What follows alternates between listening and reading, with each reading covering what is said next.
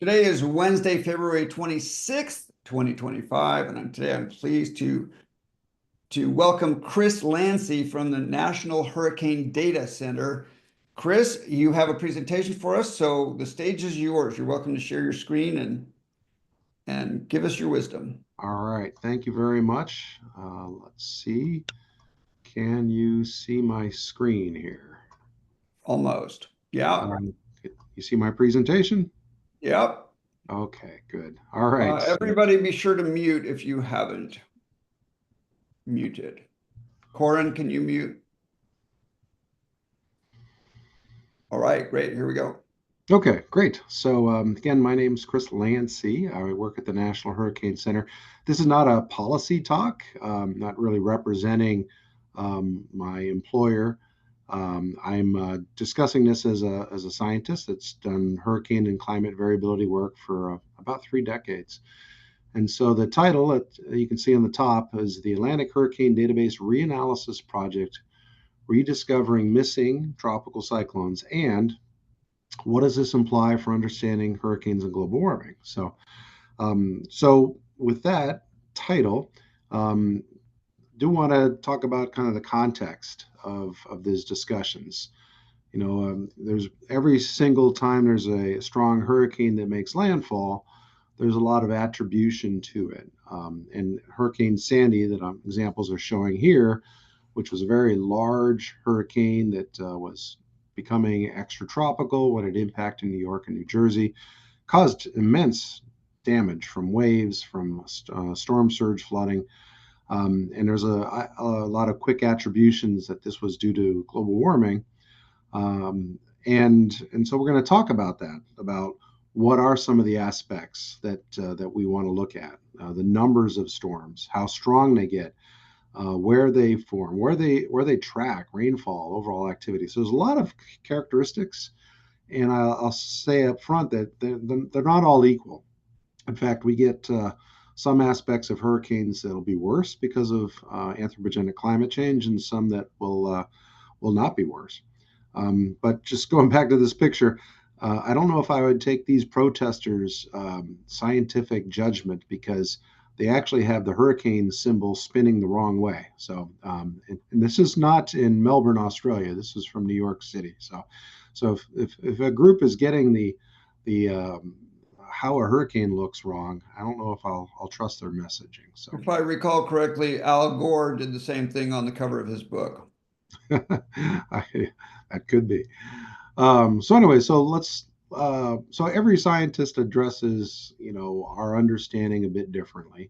And so for me, when we look at the records, and I think the Intergovernmental Panel on Climate Change in general does a good job of summarizing the immense amount of research that's published. And like any field, there's great research and then there's crap.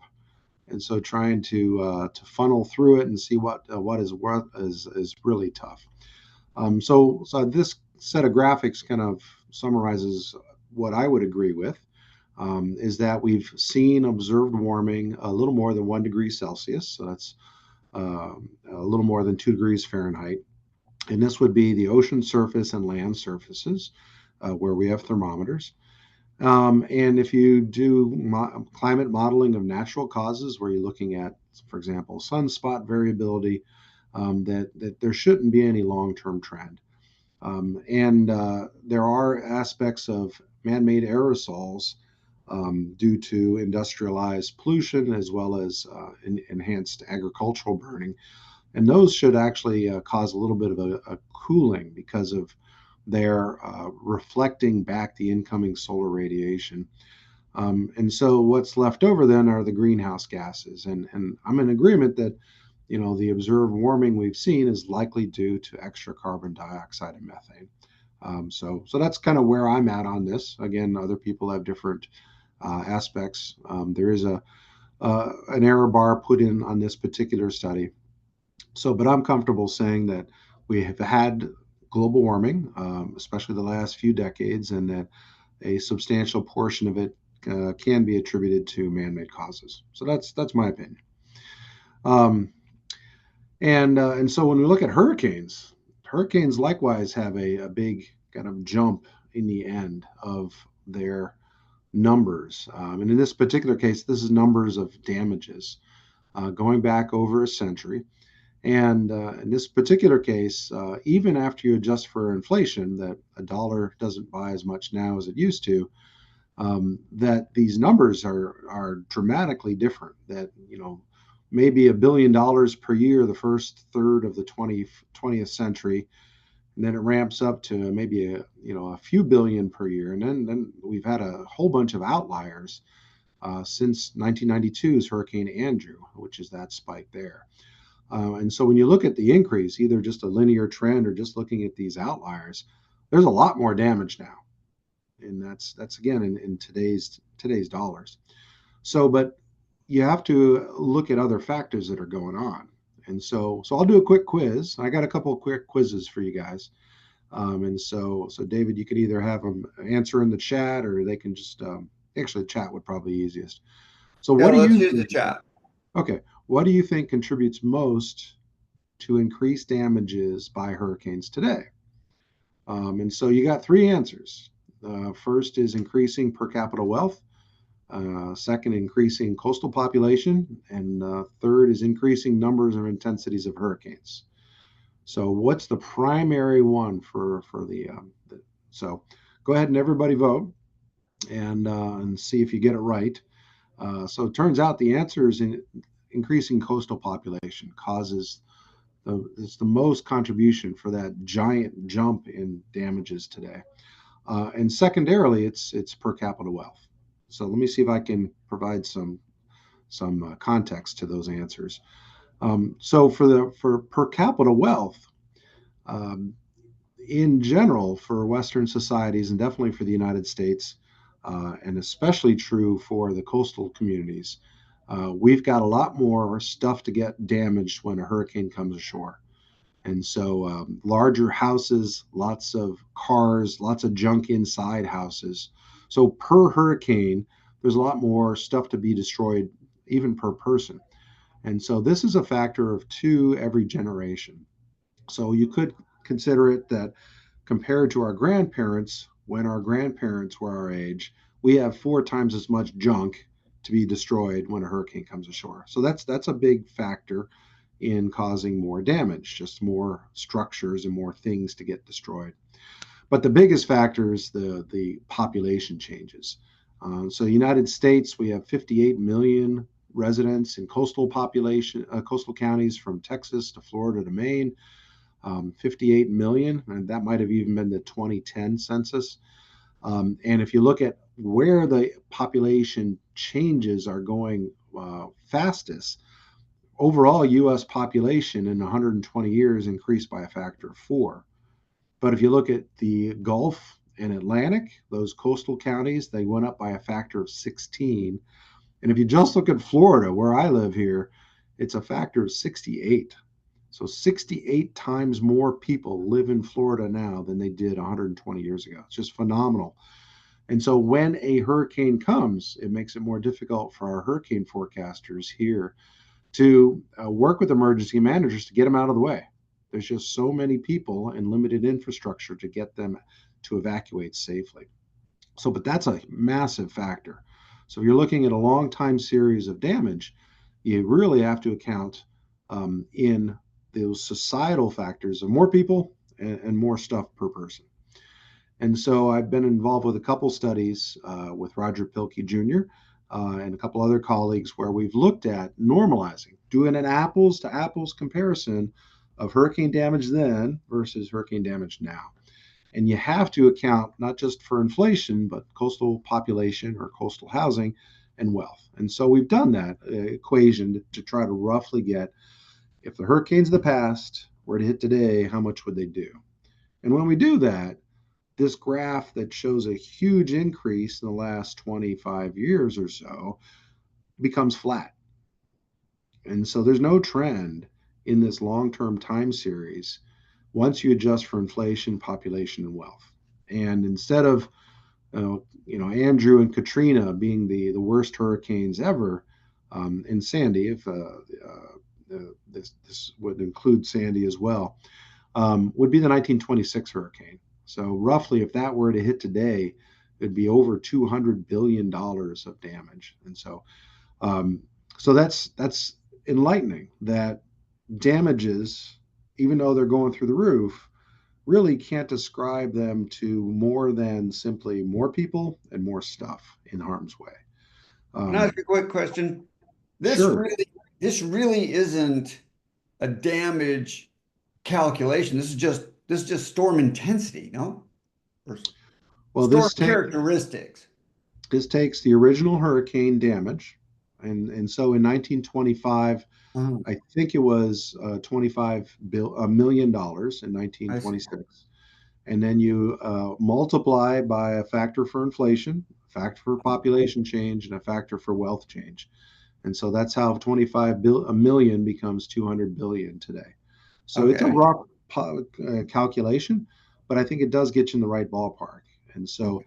so what you see really is no trend in over 100 years. And this is for damage, but damages are pretty sloppy. And the way we measure damages today can be a little different. So instead, maybe we need to look at the climate models to say, well, how are things changing in the past, and how may they change?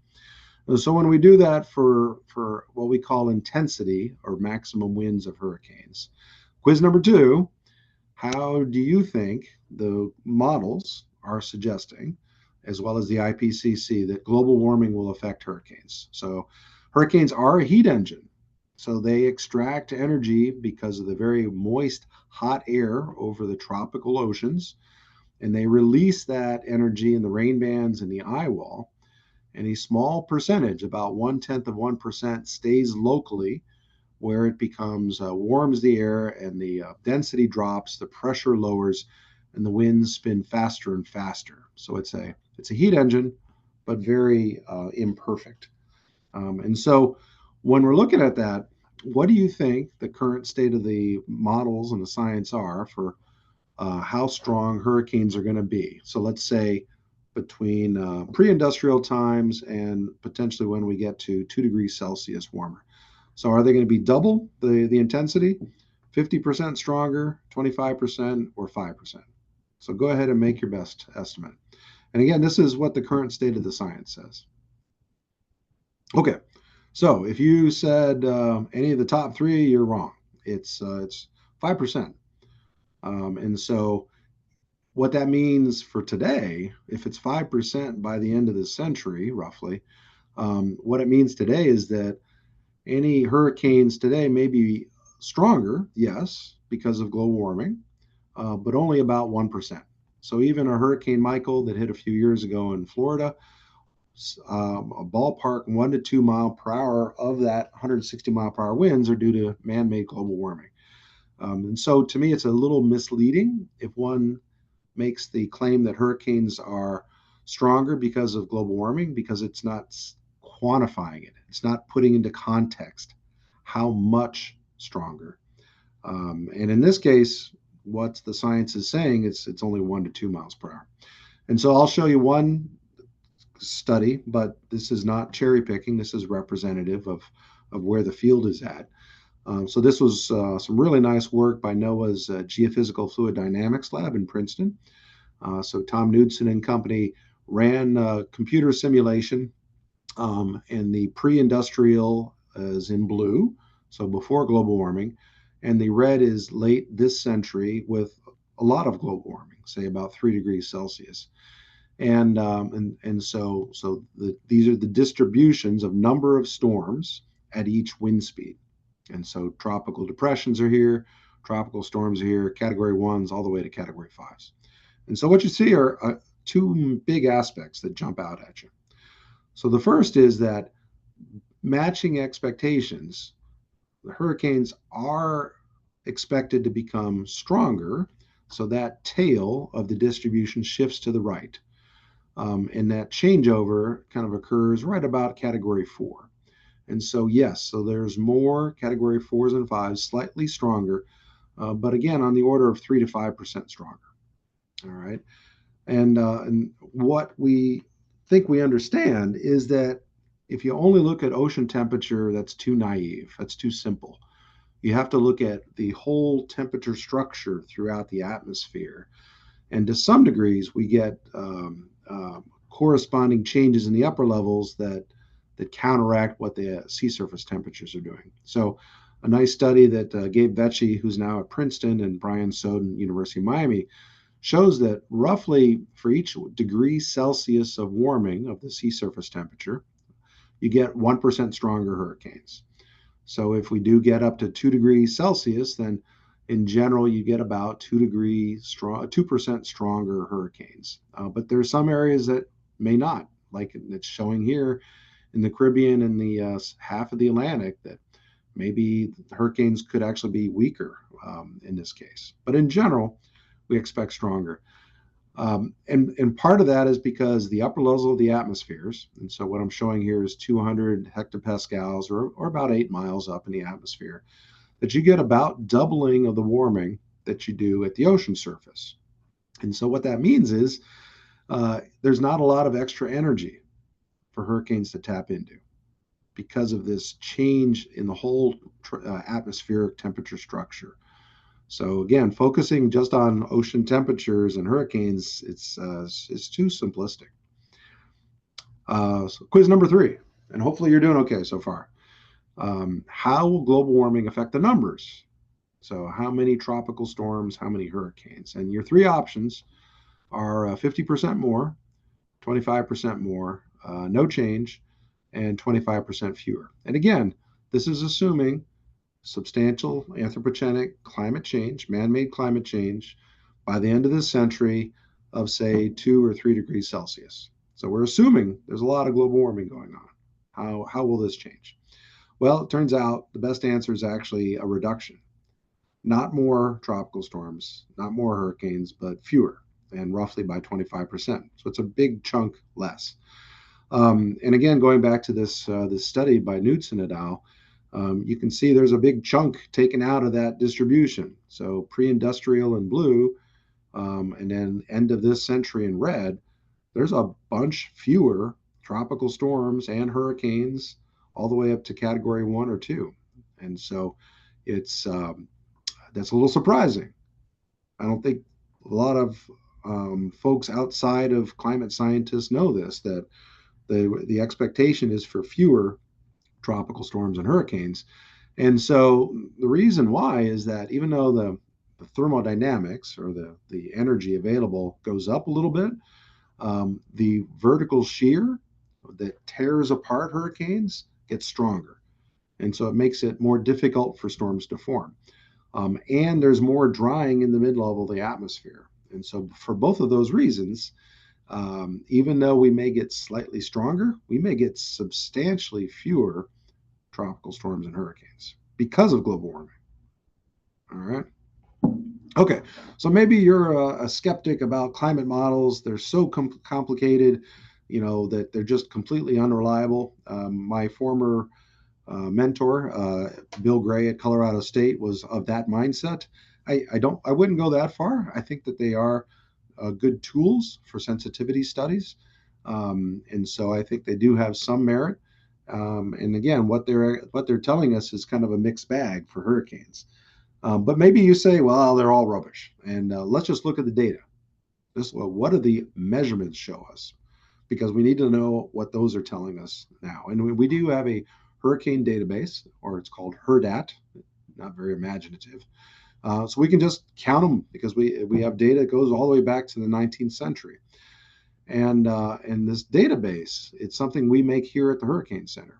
And so it goes back to 1851. It's got all known tropical storms, subtropical storms, and hurricanes. It has positions, maximum winds, lowest pressures, size of the storm as well. And so this HURDAT, it gets used all over the place. This database is not just used by meteorologists for validating our official forecasts and model predictions on a day-to-day basis, but it's used for climate trends, obviously, and seasonal forecasting.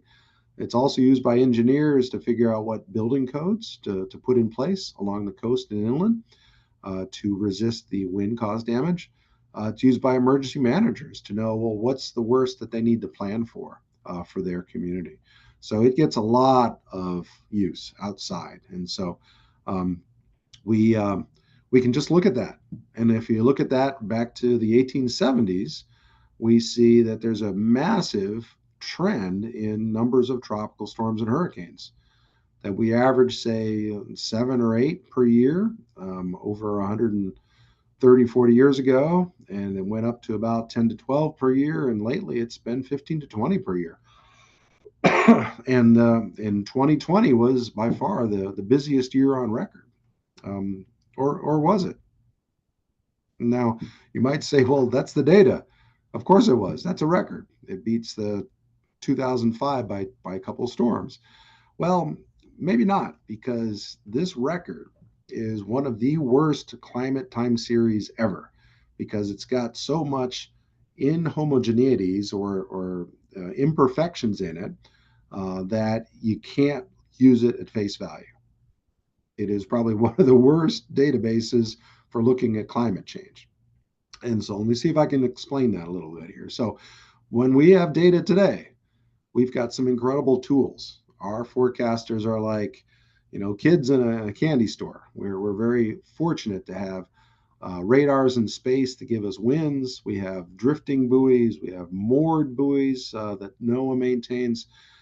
We have airports that have us automated weather stations. We have both geostationary satellites that watch the Earth all the time. We have polar orbiting satellites that peer through the upper level clouds, and we have the hurricane hunters, both the Air Force ones and the NOAA ones, to intentionally fly in and find out, well, where's the center of the storm? What are the peak winds in that donut of eye wall around, and how large are the tropical storm and hurricane force winds extending from the center? So we've got some incredible tools. Thing is, this isn't true going back to the 1870s. And when we're done with the hurricane season, these hurricane forecasters, whether it's Eric Blake or Robbie Berg, um, the other guys are retired. They all spend time in putting together the new database for this coming hurricane season. And the reality is that it reflects the technology and the physical understanding that we had in that particular hurricane season. And things change a lot. And so this diagram that I made kind of shows our technological improvements over the last decade, 140 years. And so, for example, up until 1944, all you had were weather stations and ships out over the open ocean. Then you got hurricane hunters, coastal radars, and then satellites. But each time you got a new technology, you're able to better monitor. And so we missed systems early in the 20th century, and we're better able to monitor how strong they are today. And so this technology change is really as big a player as the real climate signal in that hurricane database record. And so it makes it really tough, not impossible, but really tough to figure out what's going on. And so when you go back 100 years ago, for example, no radars, no aircraft, hurricane hunters, no satellites, none of that. All you had were ships out over the open ocean, and most of them were going between Europe and the United States at that time, and not a lot of hurricanes on a daily basis near Nova Scotia. And all you had were a couple of observations. So we are going back in time. It's called a reanalysis, kind of reassessing the storms. But we can't do a time travel and take a satellite back to 1924 and figure out what actually happened. So my team and I are using very crude and primitive tools to go back in time and try to reassess what happened. And even my team and I, with apologies to Geico, we're cavemen, but we recognize that what we're putting together is not perfect, that it's underrepresentative of what's really in that database there. So the students I work with really like it when I show them this picture here. So why revise the database? Is there any hope in doing that? And to be upfront, we're not going to make it perfect back to 1924. There's just no way, because we can't time travel and have satellites go back in time. But there are a lot of systematic and random errors that we can fix. For example, they used to use pressure to determine the Saffir-Simpson hurricane wind scale, and now we use winds. And so we're trying to make that that approach correct. There's new ways to measure winds that we can take old Hurricane Hunter data and use that more accurately today. There's missing storms, and I'll show you a nice example of that where we discovered a hurricane, and that's been happening quite a bit as we get into the 1960s and 70s. Lack of info right at landfall, and so there's a big need to make this database more accurate. And the way we do it is first you get a lot of undergrad or graduate students and put them to work because we have databases like microfilm of hand-drawn maps here at the Hurricane Center. There's a digital archive of ship data that goes back 400 years. We also have reconnaissance and research flights, early satellite data, radar measurements, stations, and we make a little bit of use of model reanalysis, where you use a computer model going back in time. But for the most part, we're just using actual measurements of what's going on.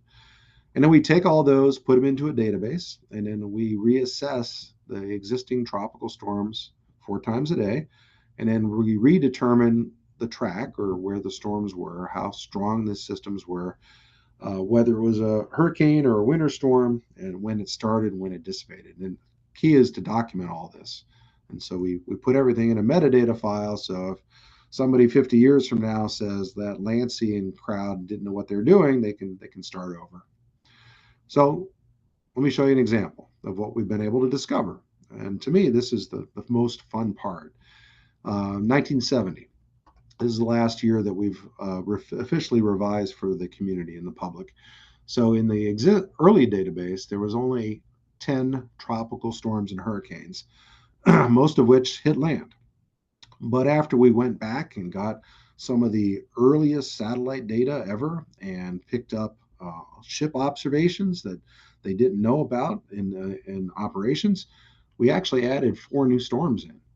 And so this is a part now of the new official hurricane database where we went back retroactively and added 4 new storms.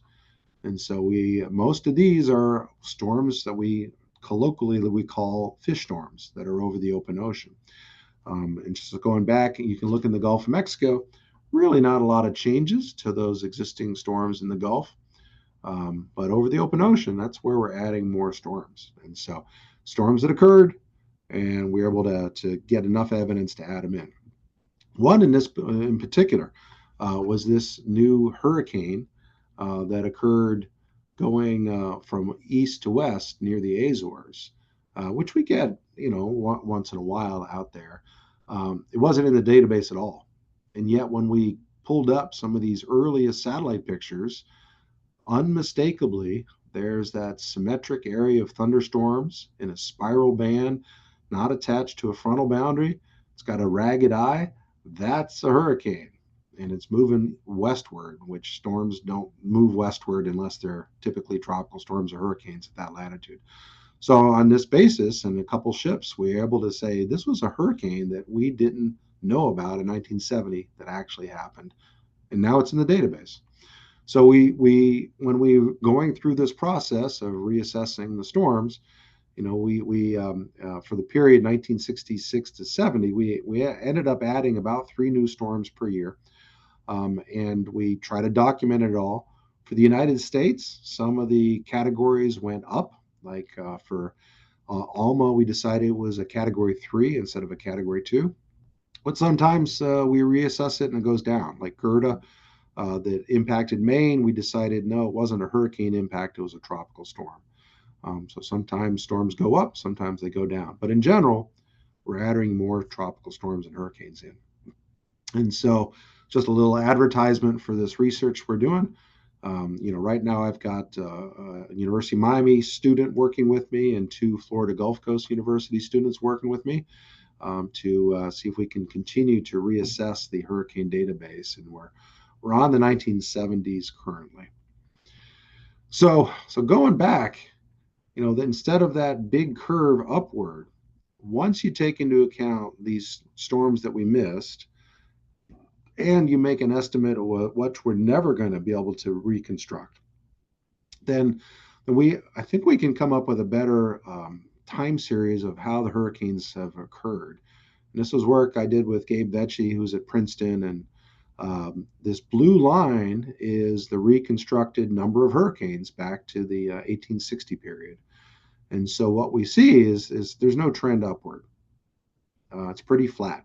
But superimposed on this are very distinct active, quiet, and active periods. And we've been in a busy period since 1995. Absolutely no doubt about that. It's been very active. And so, and the red is the number of estimated ones that were missed and will never be able to recover. But based on how many ships there were out there, we added in 2 or 3 hurricanes per year. And so this is what we come up with is our best estimate over the last 150 years of how many hurricanes were over the Atlantic, Caribbean, and Gulf. And one thing that shows up pretty obviously is that there's variability in the Atlantic. It's called Atlantic multicadal variability that has the same signature, that it's been warm and then cold in the 70s, 80s, early 90s, warm from the late 20s to the late 60s, cold. And so this flip flop, warm and cold, matches precisely the hurricane activity. And so we think we know physically why it relates. When it's in a warm phase, you have less shear and more thunderstorms, lower pressure. When it's in a cold phase, not only are the water temperatures colder, but there's more shear. And so this is not global warming that we're seeing. Global warming, when global warming happens, we have more shear. It's a different factor, different phenomenon. So in our view, in my view, this is a natural fluctuation that's going on in the atmosphere ocean system. So to wrap up, it's important to look at hurricanes and not try to say, it's all going to be gloom and doom on hurricanes. It's a lot more nuanced than that. And again, assuming substantial anthropogenic climate change by the end of this century, which is a big assumption. Let's assume we do get 2 or 3 degrees Celsius warming by then. There are aspects that'll be worse with hurricanes. And so the red are things that'll be more problematic, and the green will be maybe not as bad. So, yes, we do expect hurricanes to be stronger, but only on the order of 3%. That's that much. If you can see my picture, it's small. It's small. So something that would have been 100-mile-per-hour hurricane pre-industrial will be 103. That's kind of in the noise level, especially when per capita wealth doubles every generation and populations along the coast double every 10 to 20 years. That's small.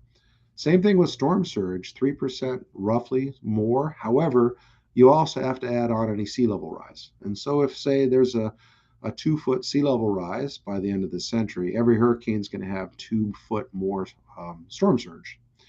Rainfall, moderate increase of about 10%.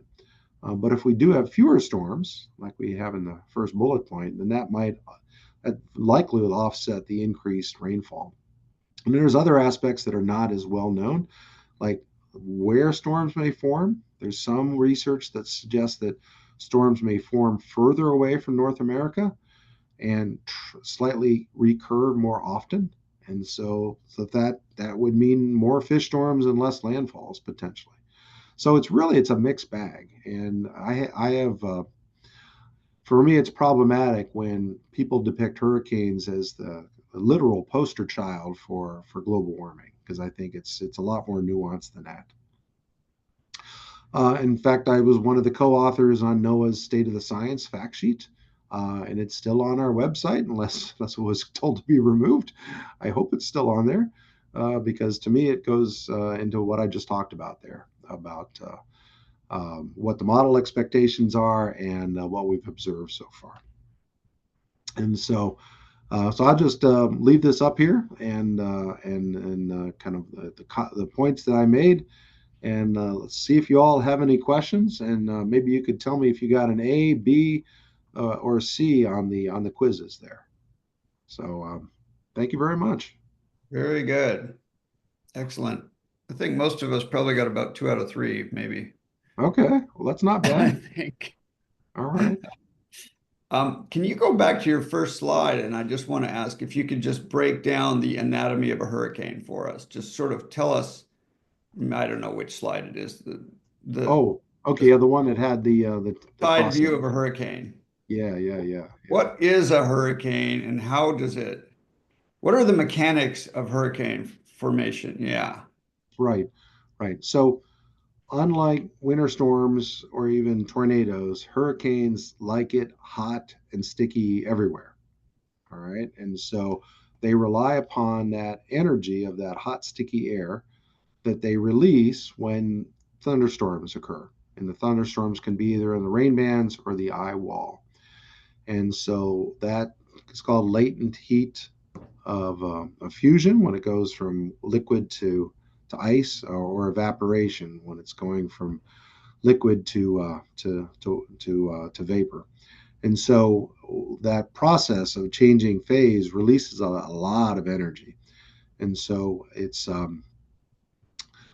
hurricanes don't tap into it very well. They are a heat engine, but uh, because they do contain some of that energy locally, where it warms the air and the pressure drops as the density drops. And then as you get a little bit of a low pressure going, the winds try to get the surface winds try to fill that low pressure void. And the Coriolis force, which is the apparent force because we're on a rotating Earth, it actually causes winds that are trying to go into the center to veer to the right, and so Oh. it sets up a rotation. And it's one of the reasons why we don't ever have hurricanes on the equator, because they need the effect of the Earth's rotation to get started. So as far as we know, hurricanes have been happening since the Earth, formed, and it had an atmosphere and an ocean. There's a field of study called paleotempestology, where they look for prehistoric hurricanes in sand layers, and in tree rings, and try to go back in time to see what happened prehistoric times. Um, and so, as hurricanes form over the ocean, because they need all that moisture from the warm ocean, they die when they suck in too much dry air, or they get wind shear that tears apart the storm, or it goes over land and it loses the energy source, or if it goes too far north over to cold waters and it either dies or becomes an extratropical cyclone, as our winter storm. So does that help, David? The energy source is evaporation. Right. So yes. So the ocean is the big moisture source, and it's evaporating all the time and contributing to water vapor in the atmosphere. And that water vapor is then what is condensed out as it becomes clouds. And then as the rising motion continues to the above the freezing level in the mid part of the atmosphere, then that water becomes ice. And so both those processes of going from water vapor to droplets, as well as from droplets to ice, release a ton of heat. And Mhm. so in the hurricane, that causes rising motion, and most of that leaves as cold exhaust once it gets to the top of the atmosphere, or in the troposphere, which we call the tropopause. And so you've got the warm ocean is the fuel, and then the cold exhaust is the cold outflow is the exhaust. But that heat is escaping through the top or the heat is recirculating. So as a parcel of air is rising up and it's going to lower pressure, it gets colder at the same time. And so the process of having the heat release makes that bubble of air warmer than its environment. It goes all the way to the tropopause, and it's getting colder as it's going, but it's staying warmer than its surrounding ones. That would be And one, warmer than the lapse rate, the moist lapse rate. yes, yes, yes, it would. Well, the lapse rate is the change of temperature with height, but compared to its neighbors, a bubble of air that's having precipitating going on with it is going to retain that heat. It's going to warm it up. It's going to cause that parcel to go to the top of the tropopause, and then almost all that air leaves as a cold exhaust. Now, I want to understand the difference between surface temperature and ocean temperature because the AMO is largely an ocean temperature, or let's say it's not just the surface, it's the top layer of the water changing as well. It's not just a surface phenomenon. And so help us understand the degree to which it's a surface temperature thing, which, and we can measure surface temperature really easily, but measuring ocean temperature underneath is much harder, especially if, as you go back in time. Yeah, right. Is the So driver the ocean temperature or is the driver the surface temperature?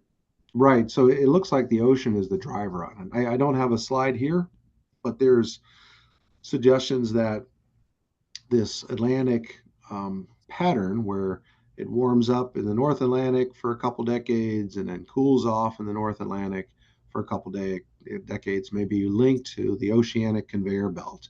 So the Gulf Stream's part of that, where you're transporting warm surface water from near the equator to near Iceland and Norway. And it actually gets very salty and cold at that point and sinks to the ocean floor. Right. And so you can't actually see a sink hole, but it actually gets quite heavy and dense because it gets very salty, and then it returns equatorward where then it upwells. And so it appears that this Atlantic multi-decadal variability, where it gets warm, cold, may be linked to how strong that conveyor belt is. So oceanographers are doing a lot of work to try to better understand that. But it's tough because measurements of the ocean, especially measurements at depth, don't nearly go back as far as they do for atmospheric measurements. And so there's still a lot of the deep ocean that's not observed very well and not modeled very well. Right. So it seems to me that hurricanes, can I summarize by saying hurricanes are caused by warmer ocean temperature? And if you heard that sea surface temperatures were going up, you wouldn't say, oh, that's the cause of the hurricanes. Right. So hurricanes have. Not sure if I have a good slide here for that, but for hurricanes, there's kind of a recipe for hurricanes that you have to have. You have to have some initial spin, and sometimes those come from tropical waves from Africa. Sometimes they come from old frontal boundaries, but you need to have some kind of initial rotation. You need to have thunderstorms. And so sometimes you'll get a nice initial swirl, but it doesn't have thunderstorms. And so it won't have that heat component to it. Um, to get the thunderstorms, you have to have warm waters and typically about 80 degrees Fahrenheit at the ocean surface. Um, and you also need it to be warm through a depth of the water. It can't just be a real thin layer of warm ocean water. It's got to be warm down 50 or 100 feet at least. Then you have to have an atmosphere that is cold enough aloft that you can get thunderstorms to occur and enough moisture. And so it turns out it's hard to get all that at the same time. Warm waters, moist air, especially in the mid levels, low vertical shear, and a atmosphere that gets cold enough with height. So And you need so, some cold air coming down from the poles. well, um, so in the tropics, you have what's called the Hadley cell in the intertropical convergence zone. And Sure. so that's generally within about 10 degrees of the equator, you have um, uh, upward motion and a lot of thunderstorms. And hurricanes are kind of at the edge of that. And so as you get further off the equator, you're actually in an area where you do have sinking of air that's coming from Mhm. the mid latitudes. And so that's Mhm. why we have the Bermuda High and very little thunderstorms near the Bermuda High because it's an area of large scale, uh, slow sinking, and it's really hard for thunderstorms to get going. And so yes, the atmosphere really depends on for getting hurricanes, getting thunderstorms going, and persisting them enough around a swirl. So this is just pretty much exclusively in the middle cell. I forget the name of the cell, north of the Hadley cell. Right. The other one's the Farrell cell, if I remember Barrel right. cell. Yeah. But the it's the Hadley cell that it's rising near the equator and sinking near the latitude of Bermuda, around 30 north. And that's where they can get started, and then they go north from there. Well, yeah, the main development region is between Africa and Central America, including the Caribbean.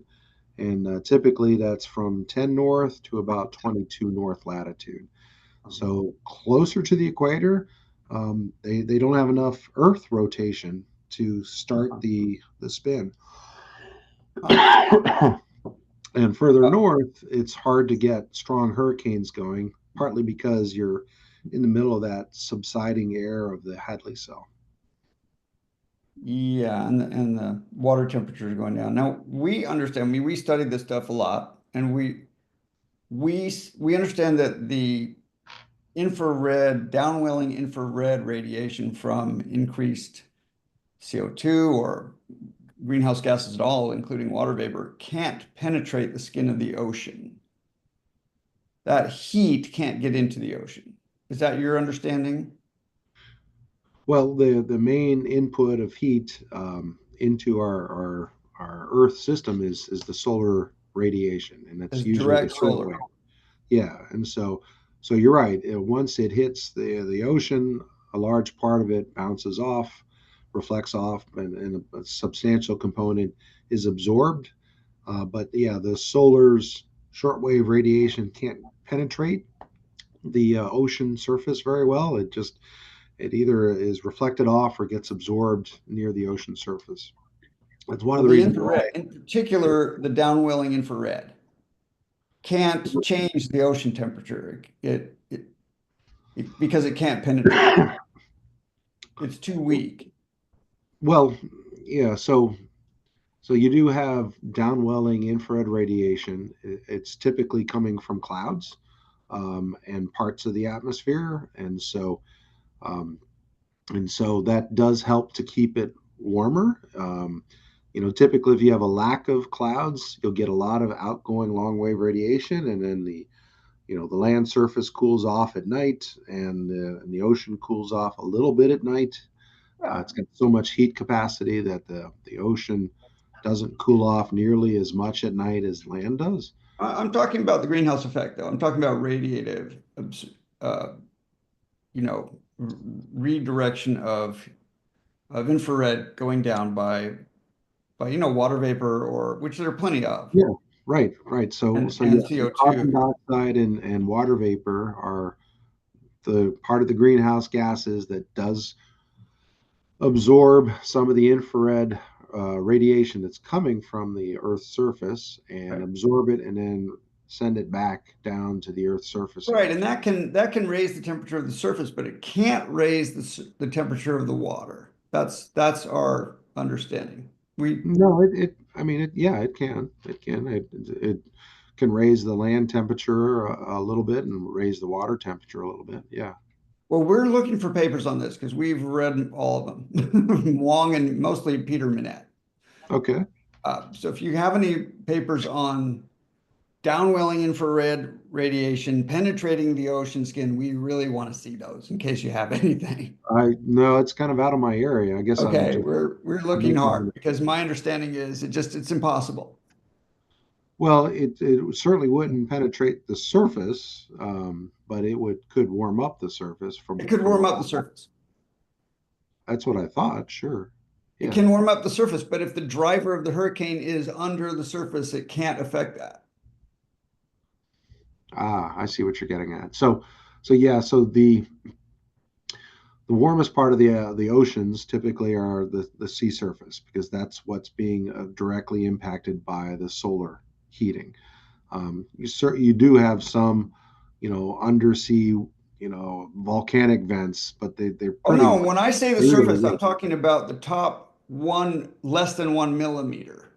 The eye infrared radiation cannot penetrate. It's about 1/10 of 1 millimeter of water maximum. And the only thing that can penetrate deeper than that is shortwave. Okay. Yeah, that right. So, but if you are warming up the just the very top surface of the ocean, there's a lot of turbulent mixing that's going on where it's gonna, as well as just not, you know, you're just gonna conduct some of the heat as well. So it'll mix a little bit, but you're right. The direct infrared is only going to warm the immediate surface of that ocean. Right. So that's why I wonder how the driver changes. If the what's responsible for the changes in heat in the ocean, and we can measure it, is direct sunlight. Because that's a huge amount of energy going into the oceans from shortwave radiation. Oh yes, without a doubt, without a doubt. So that's where I'm trying to understand, whether an increase in surface temperatures from increased IR can probably add energy to it, but I'm not sure it can generate the conditions that you need, for hurricanes, because I think that happens underneath the surface, no? Well, the hurricane's ability to get stronger depends just on the sea surface temperature. Aha. So yes, so that's kind of setting a lower boundary. However, as hurricanes get stronger, they're churning up the ocean with a lot of waves, and the spiral circulation causes upwelling, where you're Yeah. bringing water from the depth. And Yeah. so there's a lot of mixing of that. And Yeah. in fact, one way a hurricane can kill itself is if it stops moving. If it stays over the same ocean, it'll Hmm. actually kill itself off because it's going to bring colder water up. So Huh? so if it's a fast moving hurricane that's small, any cooling it's going to cause is so inconsequential, it's not going to matter to it. But if it's a large hurricane that stops moving, it can kill itself off because it'll bring up cold water from below. And that's Oh, what that's affects the ability to make clouds. Because if you're warming the sea surface temperature, I'm sorry, if you're cooling the sea surface temperature, you're also going to cool the atmospheric boundary layer as well. So the atmosphere just above the ocean. right, right, right. Okay, tell us about, I'm sure other people we have more questions, but I really want to hear more about your background and Okay. also a bit about the background of the National Hurricane Data Center itself. Okay, sure. I'm going to have to go in about 5-10 minutes here, but I Oh, can, okay. And yeah. and anything you've had to do with the IPCC. Okay. All right. So You can the stop first, sharing if you want. okay, sure. The first third of my career, I worked as a research scientist at NOAA's Hurricane Research Division, which is also here in Miami, and really enjoyed doing that aspect. And I would get aboard the hurricane hunters every year to help monitor the storms. And so that was an amazing time. My main research, though, was on hurricane seasonal I think you're forecasting. And still screen sharing. Stop share there and then got there, it. There you there we go. go. Okay, go ahead. Not as fluent in Zoom, so thank you.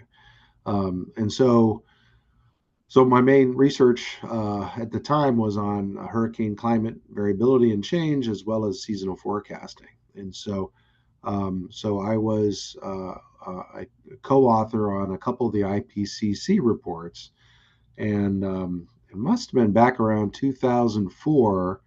I was asked to write the hurricane section for the observed chapter for IPCC, and at the same time, there was a couple of researchers that were decided to hold press conference about hurricanes, and they had no expertise and making attribution claims that hurricanes were a lot worse because of global warming. And it kind of pissed me off because I was trying to write up this section, and they were, in my view, kind of going around the proper channels for discussing it. And one of them was Kevin Trenberth, who was the lead author of one of the chapters. And so when I complained about it internally, IPCC, they kind of blew me off on it, and so I quit and said I'm not going to be part of this. And that particular IPCC report I thought was not very good. I think Did they've done. Trenberth write it? Did Trenberth take over and write that part then? I think he did. I think he did. Yeah. And so that was, yeah, that was again 20 years ago. I the couple of reports that's come out since, I think, have done a pretty good job on hurricanes, where they're really not saying much different from what I discussed.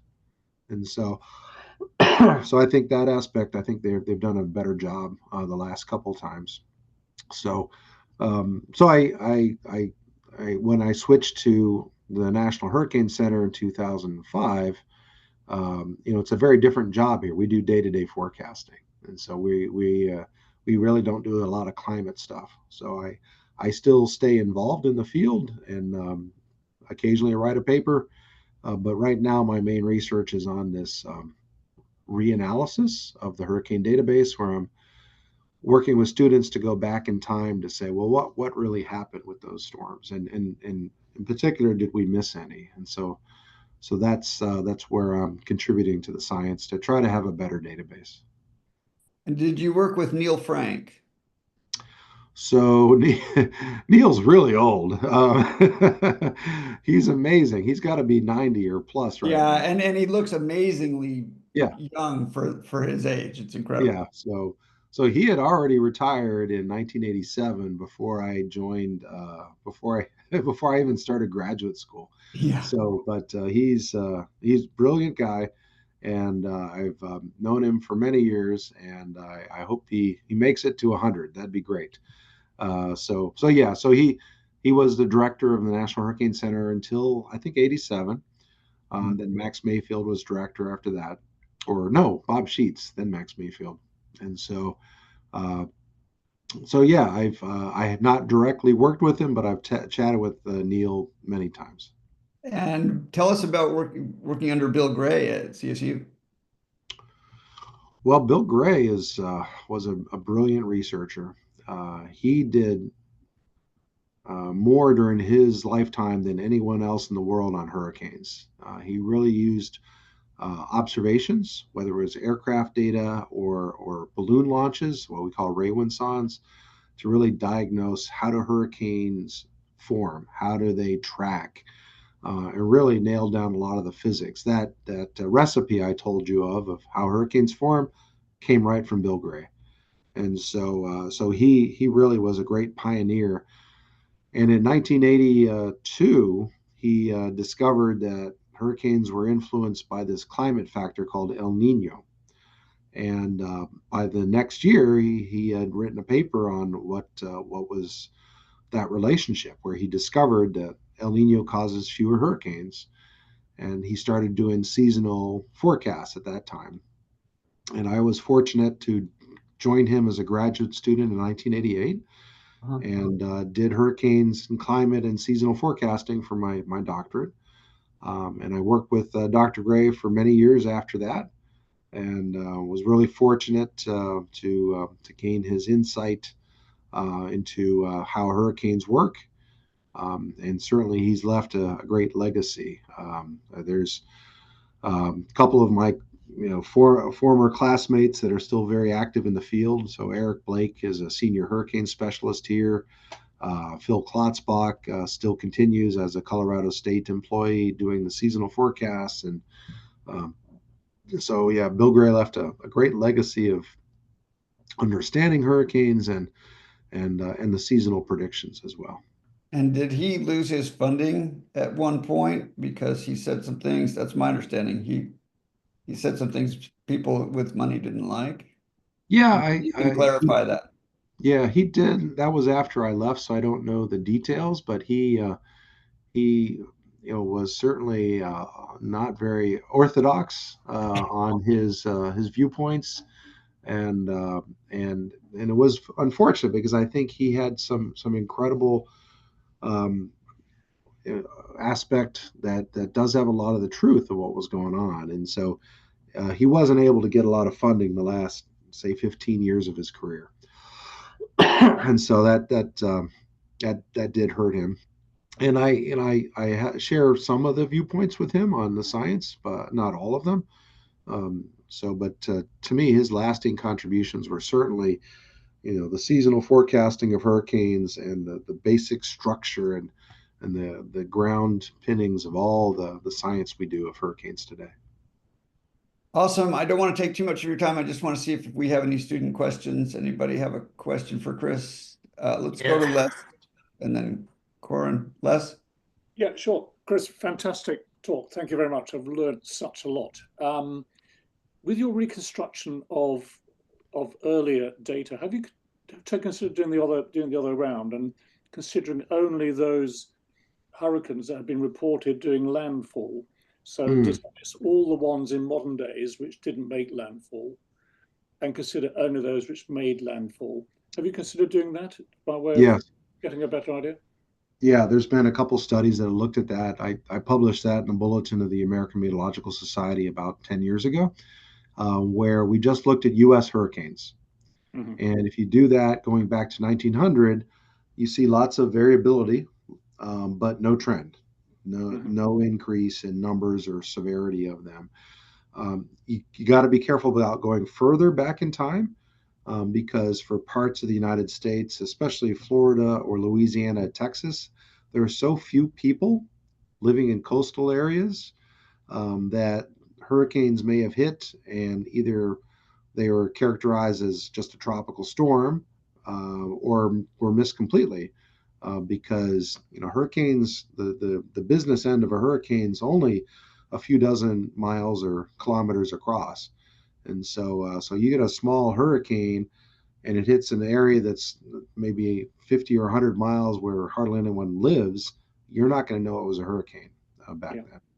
So but from yeah, 1900s onwards, you've got reasonably good data, and you say there's no trend in that. Yes, for U.S. hurricanes, yes. In fact, maybe I can put that paper in the chat there for you guys here. So let me see if I can bring that up. Any other questions? Yeah, let's go to Liz. Liz is in Greece. Okay. Right. Yeah, I have a question connects to my location, which is, do you know anything about Mediterranean hurricanes, so-called, and specifically the Hurricane Daniel that we had 18 months ago? Yeah, so medicanes, that's an active area of research in the field, and it's really interesting because they share a lot of the same characteristics of tropical storms and hurricanes. So I'm putting let's see, sorry, let me put this in the chat box so you can take a look at the paper. There you go. Okay, great. So there's it appears that these Mediterranean systems or medcanes really are the same as either subtropical storms or tropical storms as we have in the Atlantic. So even though the water temperature in the Mediterranean is not as warm as say the Caribbean is in summertime, the key is that difference between the ocean temperatures and the temperatures aloft.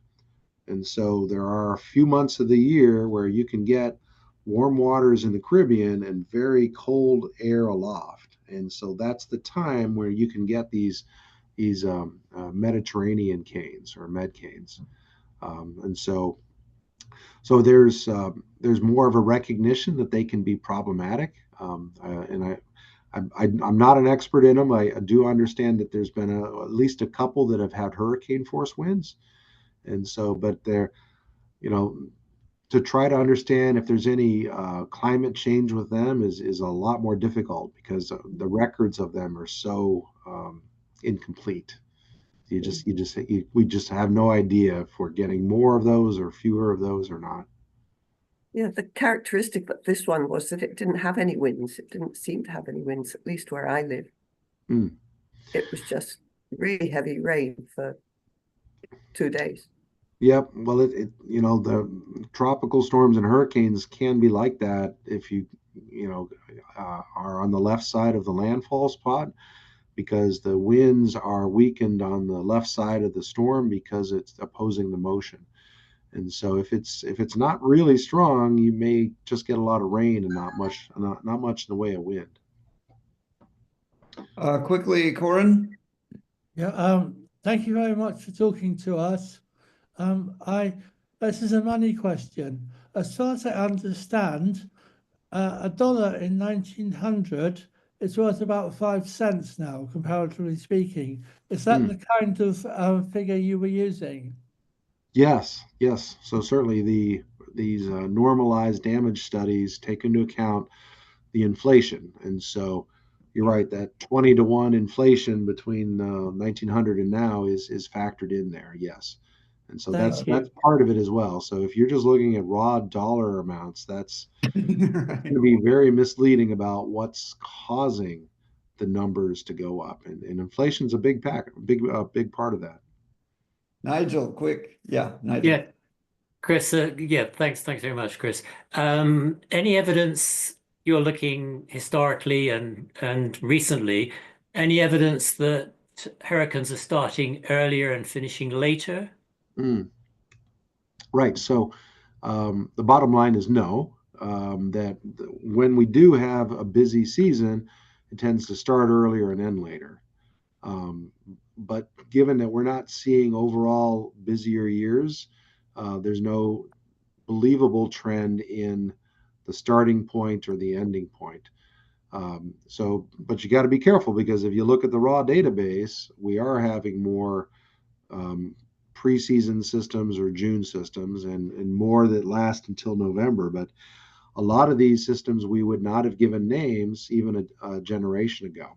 And so it's this increased technology that Right. allows us to Detection. better identify weak systems that would not have gotten names before. And so yeah, so there's no model expectation that the hurricane seasons are going to be longer or start earlier. And I don't think there's any observational evidence of that either. How much skill is involved in predicting a hurricane season? Yeah, I think Judy Curry did a pretty good job this year, but it's just mostly luck anyway, or is there real, do you have any magic abilities at the data center to get better at this? Right. So the seasonal forecasts, they get a lot of attention, but really they're not very useful because they can't account for two things. They can't account for where the storms form, and they cannot account for the steering flow of them. And so without that, you can't say anything about landfall. Right. And so you can have a season where there's a whole bunch of storms, but they mainly stay out over the open ocean, and there's not a lot of land impacts, or vice versa. You could have not many storms, but you have some big landfall impacts. And so an example of that would have been Hurricane Andrew in 1992. There was only 4 hurricanes in 1992, and only one was strong. But if you lived in Miami, it was the worst hurricane you or your parents or your grandparents had ever seen. And so it's the seasonal forecast. They can't address that. And so I think they get a little too much attention because they do have some skill in knowing is it going to be busy or quiet, but it's not very relevant because it doesn't answer the question, what's going to happen at my house? What's going to happen at my town or my county or even my Are you state? getting better at that, at forecasting landings and paths, trajectory?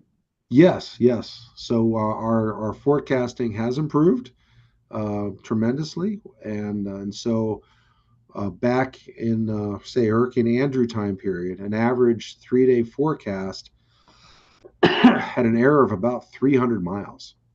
And so if it was we forecast to hit Miami, that could have been anywhere from say Kingston, Jamaica to Jacksonville, Florida. Now a 3-day forecast only has an average error of about 100 miles. So now we can narrow it down from say Key West to West Palm Beach and really cut down on the false alarm. We're never going to have perfect forecasts, but we're doing a lot better. And it's not because we had a bunch of knuckleheads in 1992 and we have a lot of Einsteins now. It's the computer models get better. And the computer models are more realistic, and especially the satellite data that goes in really allows the models to start better, what we call initialization. Do you see more improvement over the next 10 years, or have we kind of plateaued? I think we're plateauing on track. We may get a little bit better, but it sure looks like the improvements are slowing down. But there is improvements still, I think, to come for maximum winds and size forecasting. I think we can still make some improvements on those. But the track prediction, I think we may be getting close to kind of plateauing on the improvements. Is it about the same level of sophistication around the world in the Indian Ocean basin or in other places? You collaborate with your colleagues around the world? So there are several regional specialized meteorological centers that work on hurricanes. They're called different things. Other places like typhoons are handled by the Japanese Meteorological Agency, and the Bureau of Meteorology Research, Bureau of Meteorology in Australia does the Southern Indian Ocean ones. In general, all those centers have the same access to the computer models. However, we're the only part of the world that has hurricane hunters that fly in on a routine basis and investigate the storms. So we're very fortunate to have both the Air Force and the NOAA hurricane hunters. Awesome, fantastic. Okay, Les, real quick. But very briefly, Chris, do you find you're in a position when some part of the media makes statements about hurricanes that you know are completely wrong?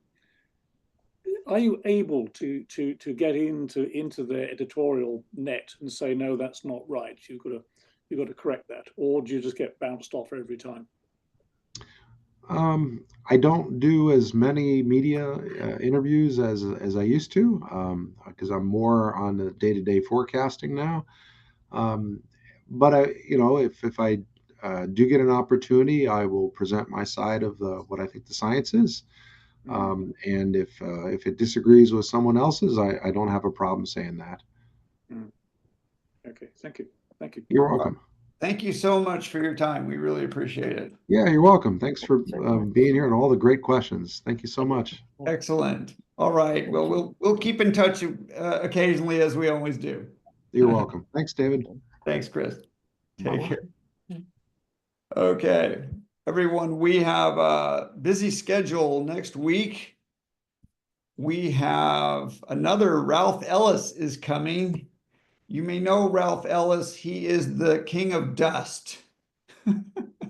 He is the proponent of and he's very serious about it, that dust is the only thing that can end an ice age. In contrast with our friend Javier Vinos, who says, no, that's not, it's a contributing factor. But Ralph thinks that he should get the Nobel Prize for discovering his dust discovery, and and it's very CO2 related in an interesting way. So that will be fun because he's got good data and it's interesting, and he's a fascinating guy.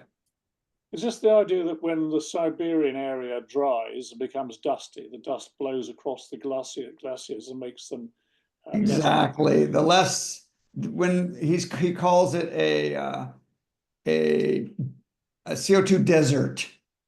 Yeah.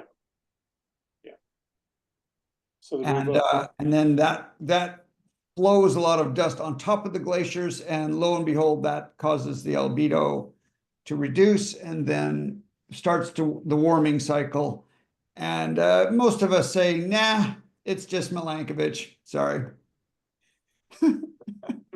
So, yes, you don't have to get too complicated about it, but we'll see. Just between us, I mean, Chris is a great guy.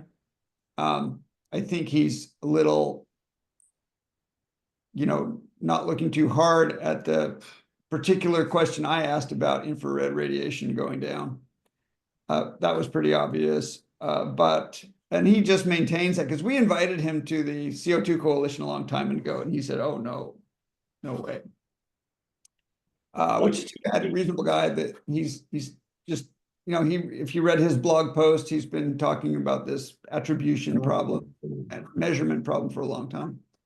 But I asked him specifically about Neil Frank, because Neil Frank, first of all, is about 100 years old and looks about 60. I mean, it's just an unbelievable specimen.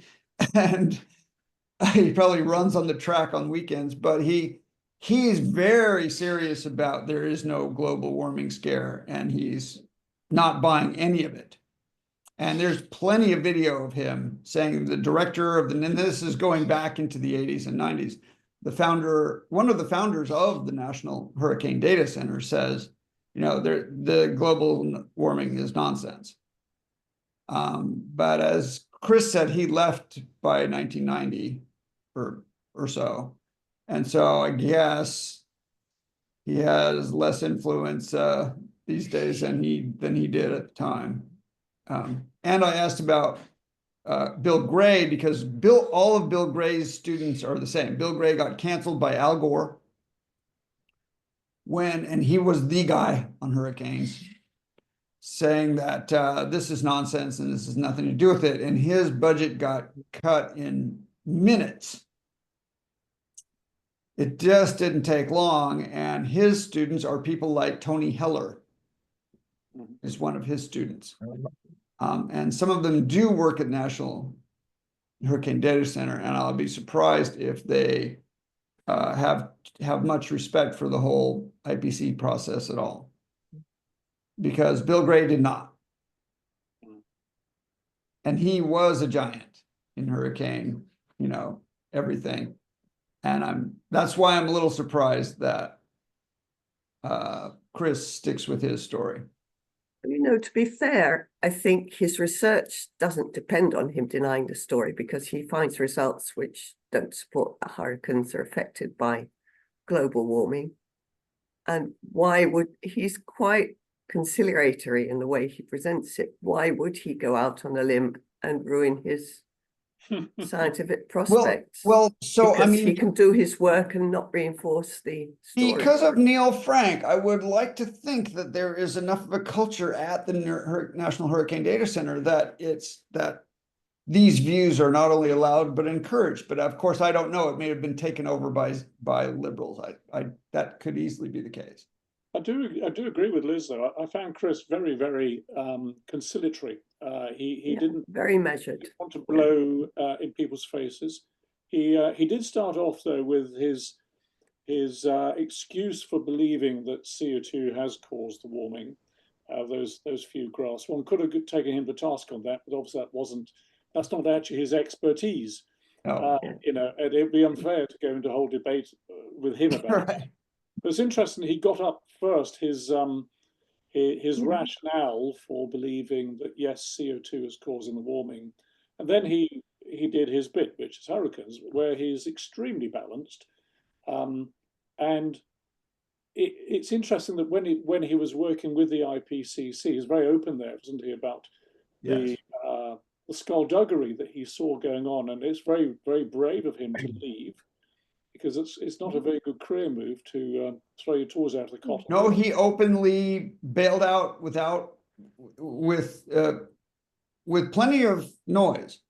It was he left in disgust. Yeah, but I found his presentation very balanced. Very. I think he's just basically saying, listen to what I say about hurricanes, and I'm not taking a position on CO2. I don't know. He did a lot of forecasting stuff, and he mentioned global warming so many times. Maybe. I noticed in an article on his blog site, he started off by describing the warming as being a combination of natural warming and something else.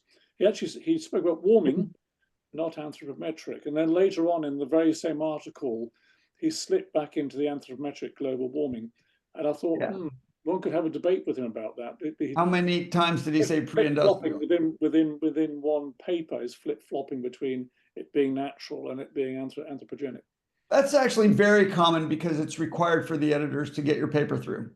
You're not going to get approved without a certain degree of that, especially in the abstract. Yeah, exactly. It is amazing that the abstract can start off with something that's nothing to do with their paper whatsoever, but it's getting their parachute in place. Very important. Yeah, it's part of the game. Yeah. Yeah. Plus, you know, I wanted to ask him about pre-1850 hurricanes during the Little Ice Age, which had nothing to do with CO2. But that was clearly, I think, beyond outside of his wheelhouse, so I didn't. Would be interesting to find people. There's one very interesting story I read about pirates and hurricanes and the correlation of hurricanes and pirates from 1700 to 1900 or so. And there's a paper on it that pirates were far more active when there were fewer hurricanes and far less active when there were more, or the other way around, I forget, but it all had to do with the AMO. Mm-hmm. And the AMO was driving piracy in a very one-to-one, you could really see that in the data.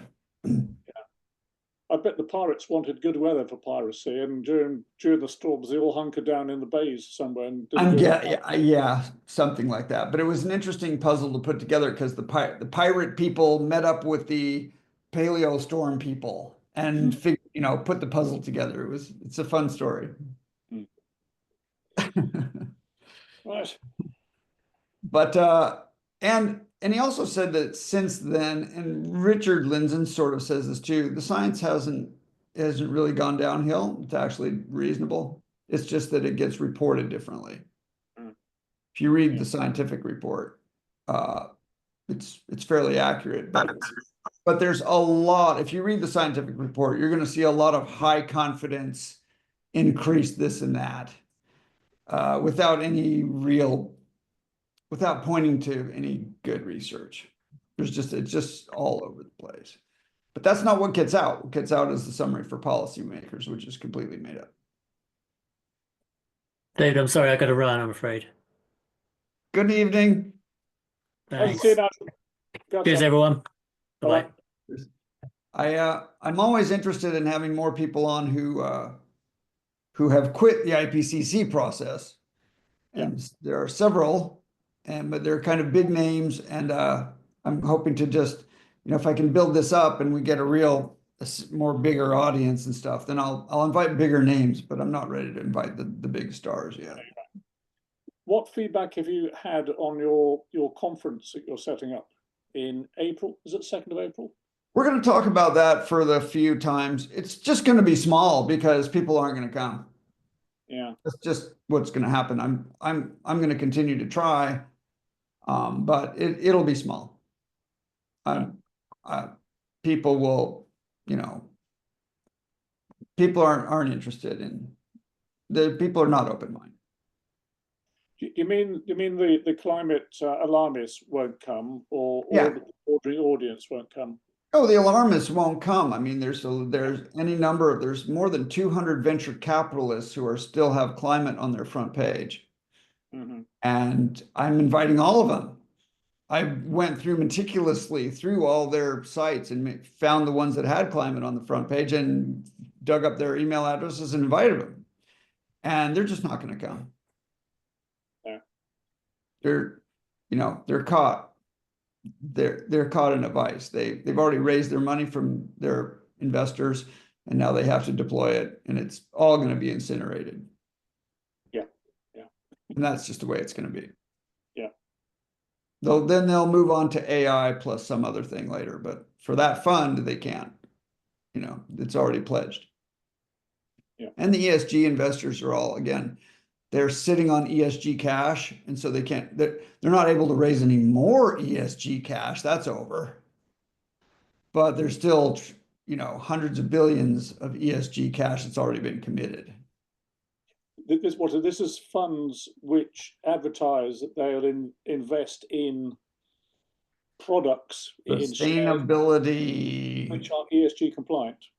Yes, and there's a lot of PE funds and a lot of venture funds and a lot of just normal pension funds and what are they called? Funds you can buy at brokerages. ETFs. Well, not the ETFs, the just normal. They're actively managed funds. Yeah. And ETFs both. Yeah. And that's on their front page of their website. They're ETF investors, and BlackRock loves them, and BlackRock shovels money to them. But that's all unwinding quickly. Yeah. People don't like to lose money. It's a lot committed, but I don't think there will be that much good. The outflows in the industry have been tremendous. There have been a little bit that the last 6 months have been devastating for ESG funds. The first quarter of last year was actually pretty good. It was better than the year before. So there was a little uptick. And then by the end of the year, it was just all negative. It was all just money, flowing out. And that's going to continue. But it's still trillions of dollars.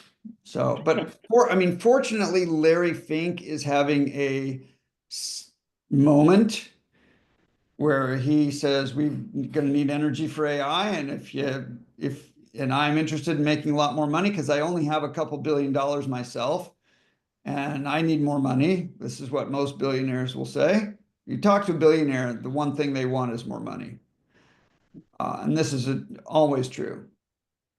And they are tripping over themselves now to invest in AI and energy infrastructure and energy because they know they don't want to be left behind on that train. Can I go back, David, to the thing we were talking about before the meeting started, the issue of the new administration over there running a red team, blue team analysis of climate change. Do you see a good chance that might happen?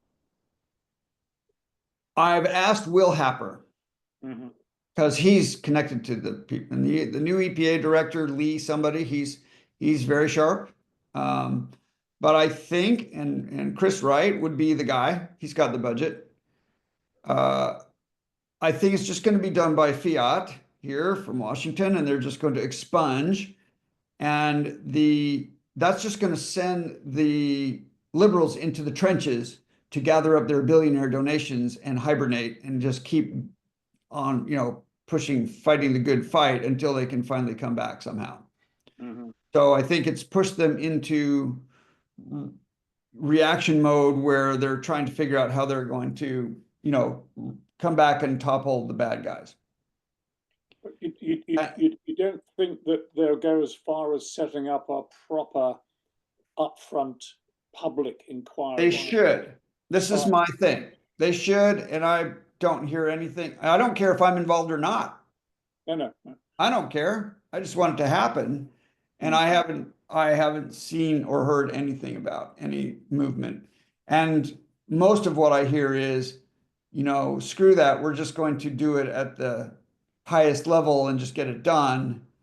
And then let the courts fight it out. Which will happen. Obviously, they have plenty of money. The green side has plenty of money for court cases. They seem to have endless money for court cases. And there's going to be tons of that. Yeah. And they're going to fight the EPA and everybody else in court, which is exactly why we need a big public red team, blue team exercise. Yeah. So because courts how do they know? They don't know anything. Judges don't know.